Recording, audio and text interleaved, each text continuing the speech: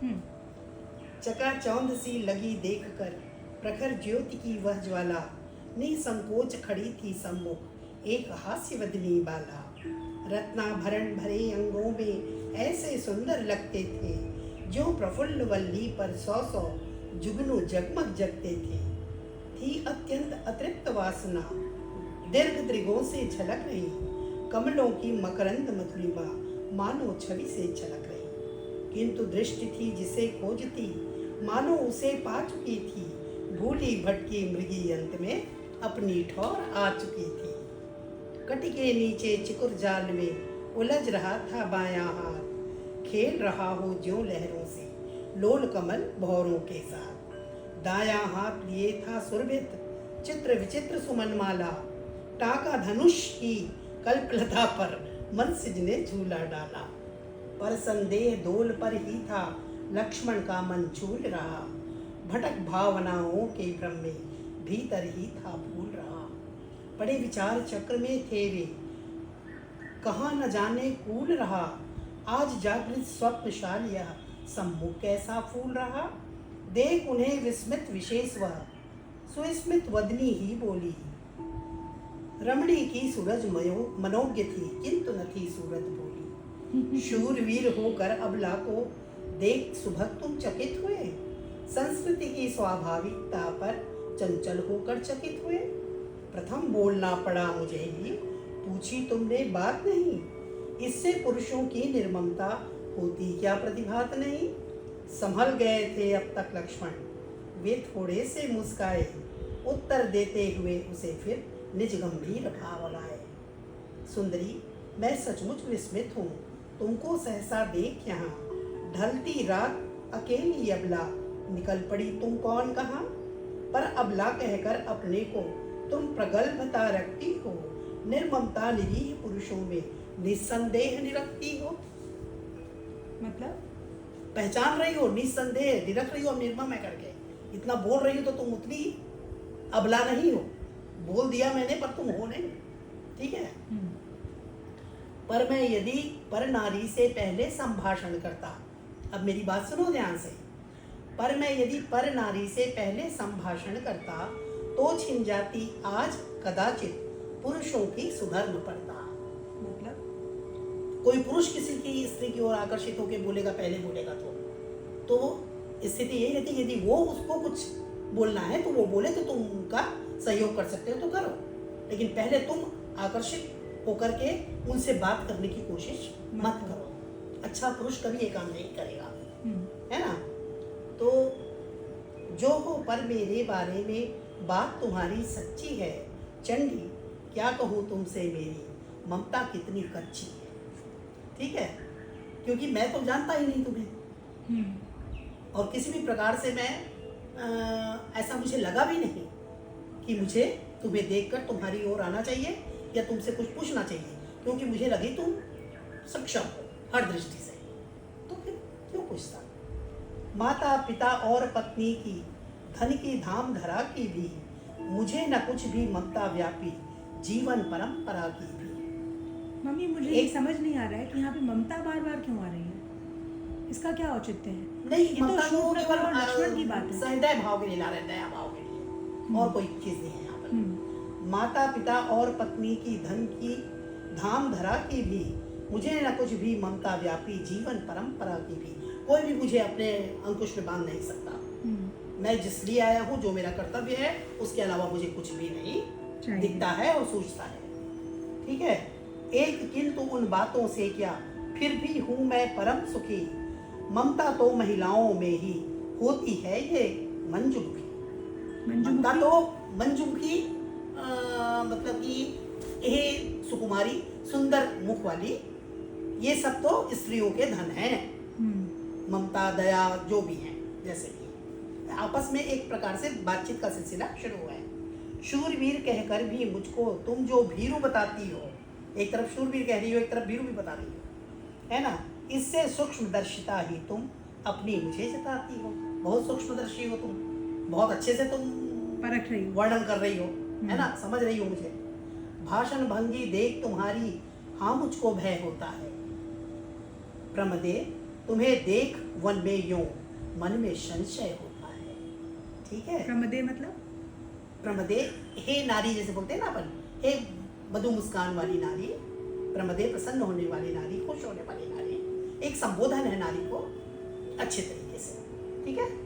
कहूँ मानवी यदि मैं तुमको तो वैसा संकोच कहा है ना, और कहूँ दानवी तो उसमें है यह लावण्य लोच कहा।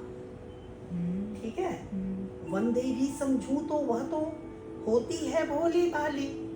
तुम नहीं हो। हाँ, तुम ही बताओ कि तुम कौन हो, हे रंजित रहस्य वाली। वाह, तुम मुझे रहस्य में ही दिख रही हो।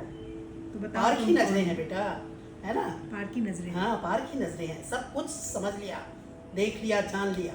तो उसको बिल्कुल समझ में आ गया कि मायावी रूप लेकर के ये जो दानवों के कुंज की कन्या है वो इधर आई है।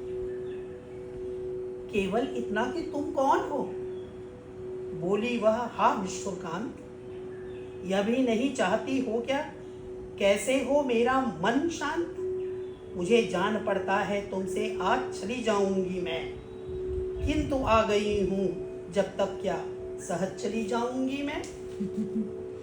समझो मुझे अतिथि ये अपना, कुछ आतिथ्य मिलेगा क्या, पत्थर पिघले किंतु तुम्हारा तब भी हृदय हिलेगा क्या। किया अधर दंशन रमणी ने, लक्ष्मण फिर भी मुस्काए, मुस्का कर ही बोले उससे, हे शुभ मूर्तिमती पाए। तुम अनुपम ऐश्वर्यवती हो, एक अकिंचन जन हूं मैं, क्या आतिथ्य करूं लज्जित हूं, वनवासी निर्धन हूं मैं। ठीक है। तो रमणी ने फिर कहा कि मैंने भाव तुम्हारा जान लिया, जो धन तुम्हें दिया है विधि ने देवों को भी नहीं दिया, किंतु विराग भाव धारण कर बने स्वयं यदि तुम त्यागी, तो ये रत्नाभरण वार दूं तुम पर मैं हे बड़भागी। धारण करूं योग तुम साही, भोग लालसा के कारण, पर कर सकती हूं मैं यूं ही विपुल विघ्न बाधा वारण। कोई भी तुम्हारे किसी भी प्रकार की बाधा हो तो मुझे एक इशारा तो कर दो, सब कुछ कुर्बान कर देंगे, है ना। इस व्रत में किस इच्छा से तुम व्रती हुए हो बतलाओ, मुझ में वह सामर्थ्य है कि तुम जो चाहो सो सब पाओ, बोल दिया उसने, है ना। धन की इच्छा हो तुमको तो सोने का मेरा भूभाग, शासक भूप बनो तुम उसके, त्यागो यह अति विशद विराग। और किसी दुर्जय बैरी से लेना है तुमको प्रतिशोध, तो आज्ञा दो उसे जला दे, काला नल सा मेरा क्रोध। प्रेम पिपासु किसी कांता के, तपस्कुप यदि खनते हो, तो सचमुच ही तुम भोले हो, क्यों मन को यूं हनते हो। हन्ना मतलब? अरे कौन, मन को मार रहे हो, इच्छाओं का दमन कर रहे हो। मैं जानती हूँ तुम्हारे मन में भी इच्छा ने अगड़ाई ली है। अरे कौन है वार न देगा जो इस यौवन धन पर प्राण। लक्ष्मण को कॉम्प्लीमेंट कर रही है। हाँ, खो इसे ना यो ही हा, करो यत्न से इसका त्राण, किसी हेतु संसार भार सा देता हो यदि तुमको ग्लानि, तो अब मेरे साथ उसे तुम एक अवसर और दो दान। लक्ष्मण फिर गंभीर हो गए, बोले धन्यवाद धन्य, ललना सुलभ सहानुभूति है, निश्चय तुम में नृप कन्ये। साधारण रमणी कर सकती है ऐसे प्रस्ताव कहीं, पर मैं तुमसे सच कहता हूँ कोई मुझे अभाव नहीं। तो फिर क्या निष्काम तपस्या करते हो तुम इस वन में, पर क्या पाप न होगा तुमको आश्रम के धर्मक्षय में। तो मान लो कि वह ना हो, किंतु इस तप का फल तो होगा ही, फिर वह स्वयं प्राप्त भी तुमसे क्या न जाएगा भोगा ही। वृक्ष लगाने की ही इच्छा कितने ही जन रखते हैं, पर उसमें जो फल लगते हैं क्या उन्हें न चखते हैं। लक्ष्मण अब हंस पड़े और यूं कहने लगे दुहाई है, सेठ मेट की तापस पदवी मैंने तुमसे पाई है। यूं यदि तप का फल पाऊं तो मैं उसे न चखूंगा, तुमसे जन के लिए यत्न से उसको रक्षित रखूंगा। हंसी सुंदरी भी फिर बोली, यदि वह फल मैं ही हूँ तो क्या करो बताओ, बस अब क्यों अमूल्य अवसर खो। बड़ा भाषण जोरदार है इन लोग का, है ना।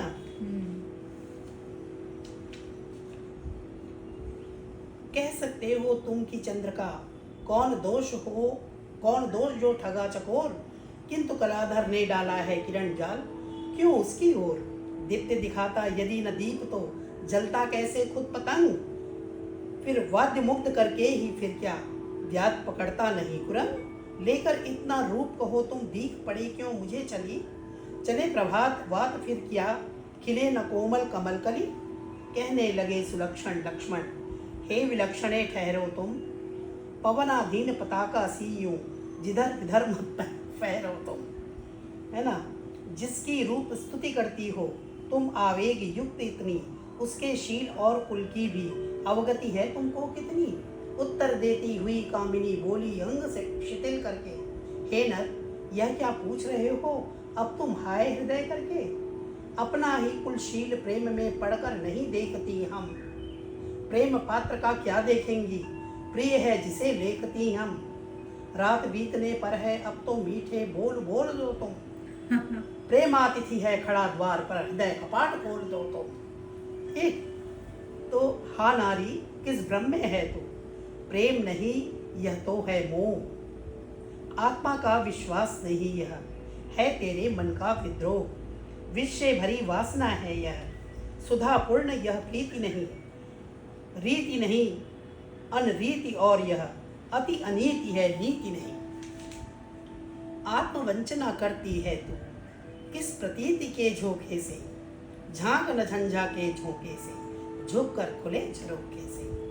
शांति नहीं देगी तुझको यह मृग तृष्णा करती है क्रांति, सावधान हो मैं पर नर हूँ छोड़ भावना की यह भ्रांति। मृग तृष्णा से कभी संतुष्टि नहीं मिलती, जो सोचते हो वो नहीं होता और फिर वैसा ही दिखता है तुमको, फिर भागते हो मरुस्थल में अंत में बढ़ जाते हो। यह है मरीचिका।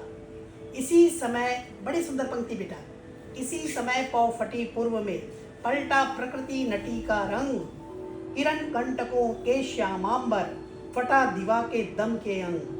कुछ कुछ अरुण सुनहली कुछ कुछ प्राची की अब भूषा थी, प्राची पूर्व दिशा, पंचवटी की कुटी खोल कर खड़ी स्वयं क्या उषा थी। सीता माँ द्वार खोल के बाहर आई है, प्रकृति भी उधर, हाँ प्रकृति ने भी उषा, उसके द्वारा भी सुबह हो गई और माँ सीता जो कुटी का द्वार खोल के बाहर आई हैं, साक्षात उषा से उनका मानवीकरण। तो आहा अंबर था उषा भी इतनी शुचि संफूर्ति ना थी, अवनी की उषा सजीव थी अंबर की सी मूर्ति न थी। पृथ्वी में जो उषा दिख रही थी वो सजीव थी, दोनों उषा की तुलना। वह मुख देख पांडु सा पढ़कर गया चंद्र पश्चिम की ओर। बड़ा सुंदर बेटा, वह मुख देख पांडु सा पढ़कर, पीला पड़ गया चंद्रमा, जानो उसकी कोई रहस्य पकड़ ली गई उनके द्वारा, है ना।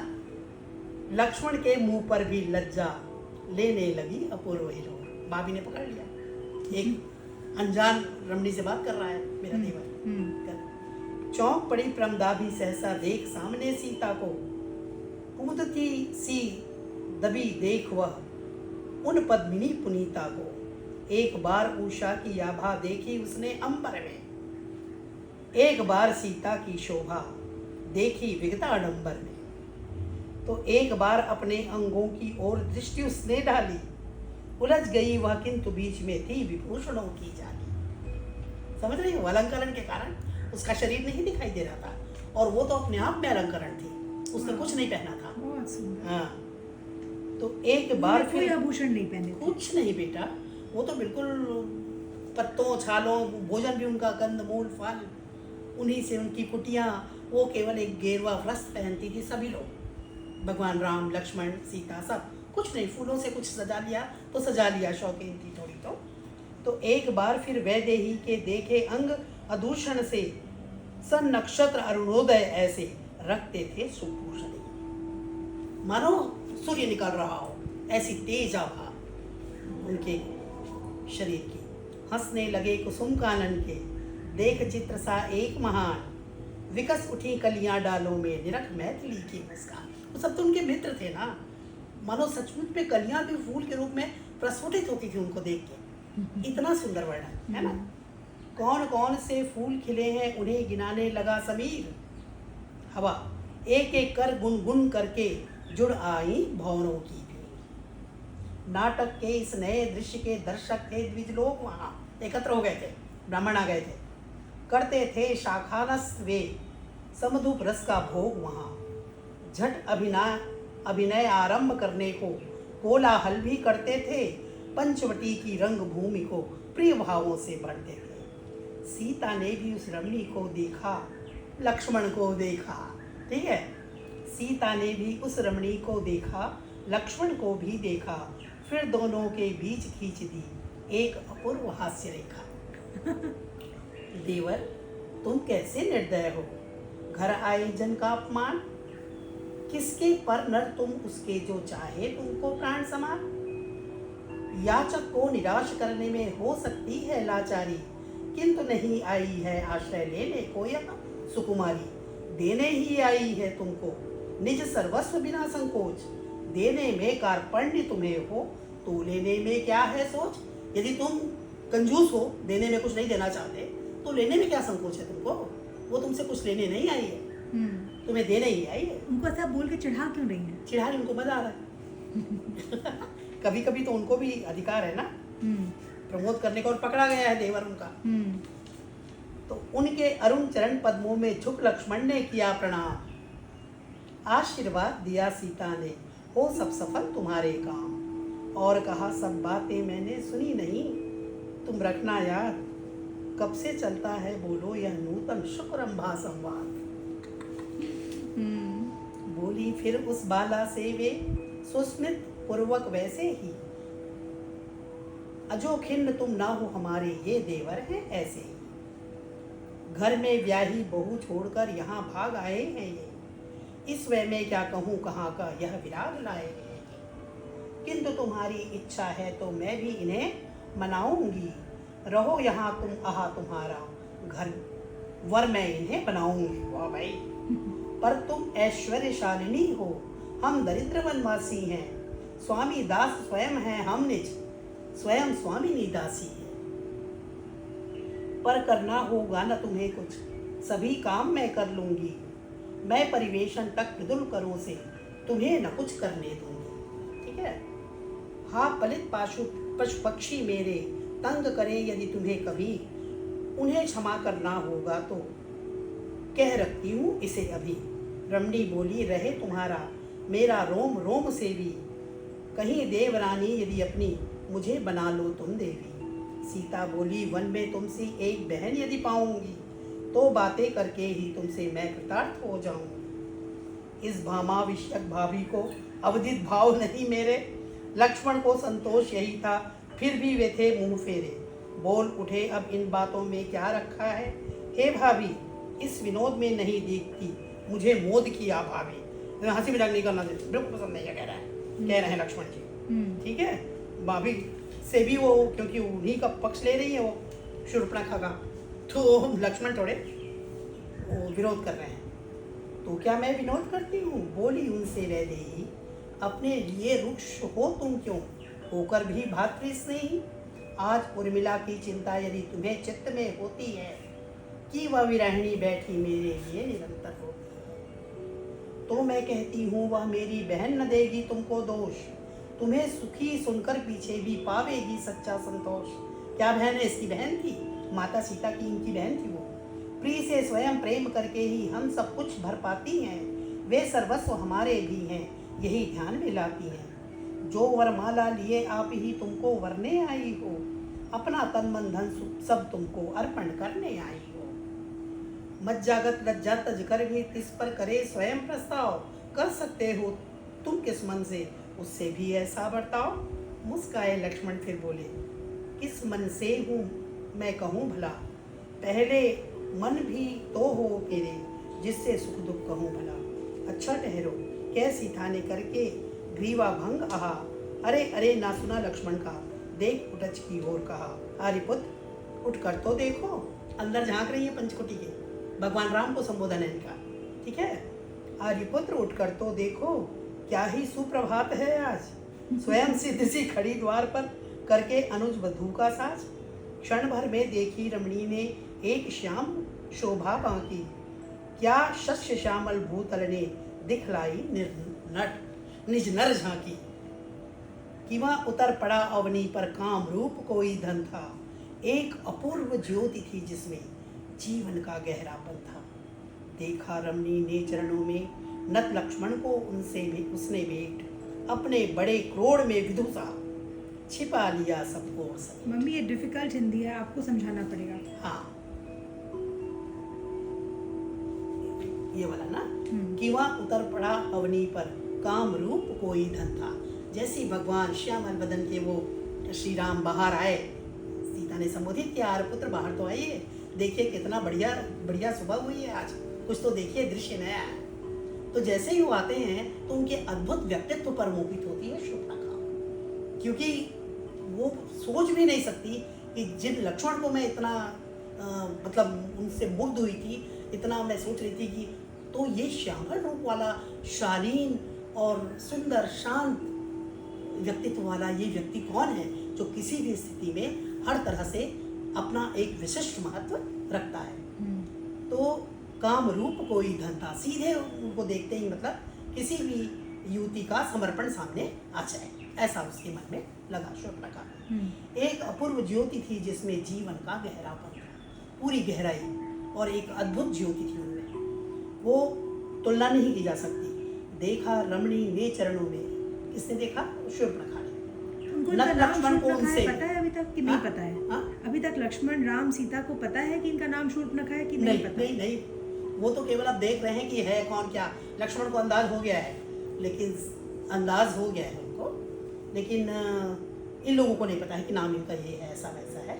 तो देखा रमणी ने चरणों में नत लक्ष्मण को उसने भेंट, अपने बड़े क्रोध में, अपने गोद में, अपनी आगोश में समेट लिया। बड़े भाई ने छोटे को छुपा लिया, या मैं आ गया कितना सुंदर, छिपा लिया सब और समेट। सीता बोली नाथ निहारो यह अवसर अनमोल नया, देख तुम्हारे प्राण अनुज का तब सुरेंद्र भी डोल गया।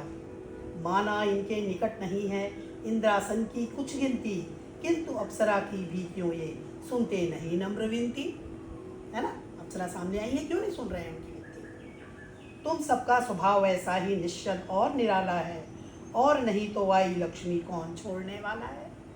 ठीक है, तो कुमला रही देख लो कर में स्वयंवरा की वरमाला। स्वयंवरा जो स्वयं वरने के लिए निकली है, वरमाला हाथ में।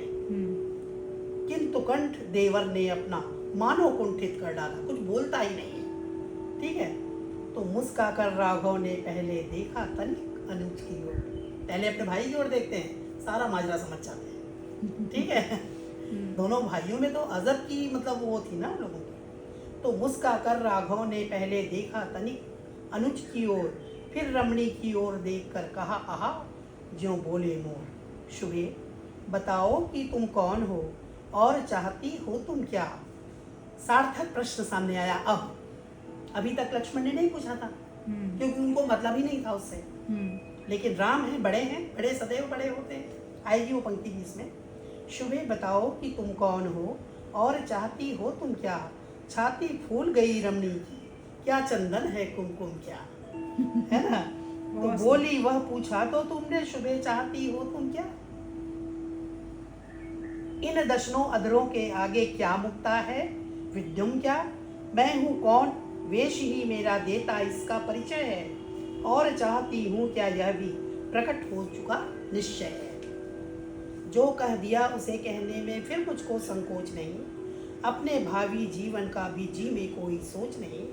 मन में कुछ वचनों में कुछ हूँ, मुझ में ऐसी बात नहीं। सहज शक्ति मुझ में अमोघ है, दांव पेच या घात नहीं। मैं अपने ऊपर अपना ही रखती हूँ अधिकार सदा, जहाँ चाहती हूँ करती हूँ मैं स्वच्छंद विहार सदा। कोई भय मैं नहीं मानती, समय विचार करूँगी क्या। डरती हैं बाधाएं मुझसे, उनसे आप डरूंगी क्या। बहुत पावरफुल तो ये थी, पावरफुल थी और गजब की आत्मविश्वासी, और मैं जो चाहूँ वो कर लूँ। तो इसी को मैं कहती हूँ बेटा कि देखो रामायण काल में भी भले ही वो दानव कुल की कन्या हो, पर स्वच्छंद प्रणय निवेदन कर रही है और वरमाला लेके खड़ी है। इतनी हिम्मत भी हर नारी में नहीं होती, नहीं कर सकते, किसी भी रूप में आ जाए। तो अर्धयामिनी होने पर भी, अर्धयामिनी आधी रात होने पर भी इच्छा हो आई मन में, एकाकिनी घूमती फिरती आ निकली मैं इस वन में। देखा आकर यहाँ तुम्हारे प्राणानुज वे बैठे हैं, मूर्ति बने इस उपल शिला पर भाव सिंधु में बैठे हैं। डूबे हुए थे भाव सिंधु, उर्मिला की याद में थे वो। सत्य मुझे प्रेरित करता है कि मैं उसे प्रकटित कर दूं, इन्हें देख मन हुआ कि इनके आगे मैं उसको रख दूं। वह मन जिसे अमर भी कोई कभी शुद्ध कर सकता नहीं, कोई मोह लोभ भी कोई मुग्ध लुब्ध कर सका नहीं। इन्हें देखती हुई आड़ में बड़ी देर में खड़ी रही, क्या बतलाऊं किन हावों में किन भावों में पड़ी रही। फिर मानो मन के सुमनों से माला एक बना लाई, इसके मिस अपने मानस की भेंट इन्हें देने आई। बहुत सुंदर। पर ये तो बस कहो कौन तुम, करने लगे प्रश्न छूछा। यह भी नहीं चाहती हो क्या जैसा आप तुमने पूछा। चाहे दोनों खरे रहें या निकले दोनों ही खोटे, बड़े सदैव बड़े होते हैं, छोटे रहते हैं छोटे। मैंने कहा था पंक्ति आएगी इसमें।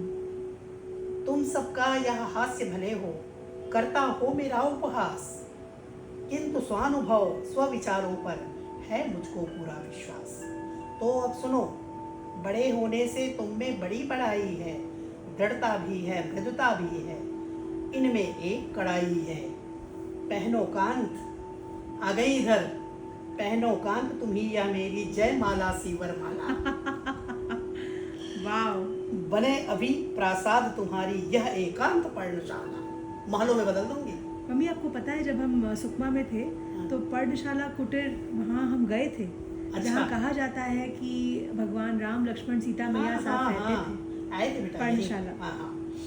तो मुझे ग्रहण कर इस भामा के, भूल जाएंगे ये भ्रूभंग, हेमकुट कैलाश आदि पर सुख भोगोगे मेरे संग।